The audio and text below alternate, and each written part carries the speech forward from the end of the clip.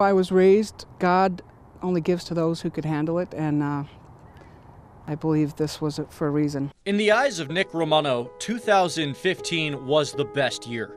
Nick was a member of the West Seneca East modified football team, but due to safety concerns, he only had a managerial role and could not participate in contact drills.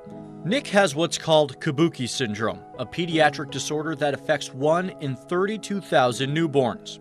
In the final game of the season, West Seneca played Frontier. Nick's coaches and teammates wanted to reward Nick for his hard work. I walked over to the Frontier coach in the beginning of the game, and I had never met him before. We didn't know the story behind it. We didn't understand what was taking place until it was over with. He looked at me and goes, "Coach, that sounds like a great idea."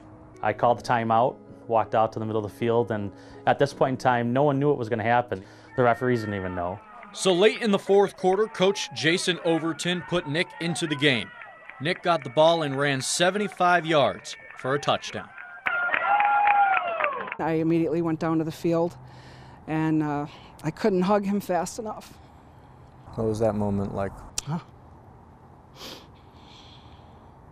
Sheer joy. That evening, Nick's mother Louise celebrated her 53rd birthday. Immediately I thanked Coach Overton because he knows how important that was for me too, and I don't know that he knew that it was my birthday, but he lost his mom to breast cancer, and from me being a survivor, I feel like that was a gift he gave me, and I was very glad to be alive to see it.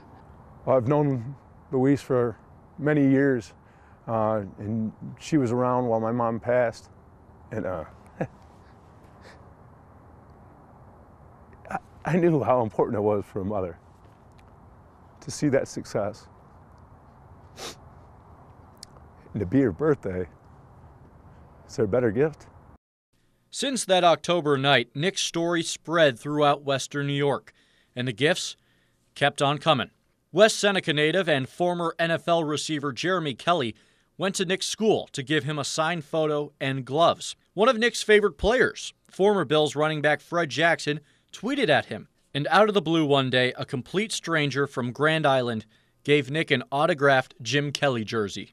We were gifted football tickets. We went to the Buffalo Bills game. Someone gave us tickets.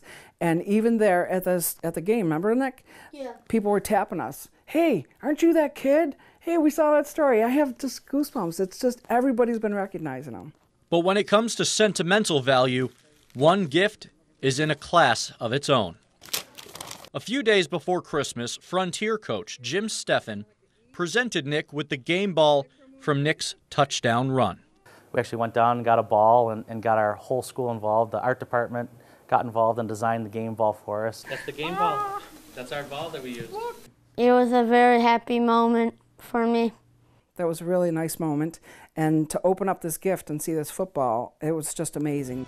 From gifts to greetings, 2015 was a special year for Nick and Louise, and they're excited for what 2016 has in store. I feel lucky that I've beaten the cancer.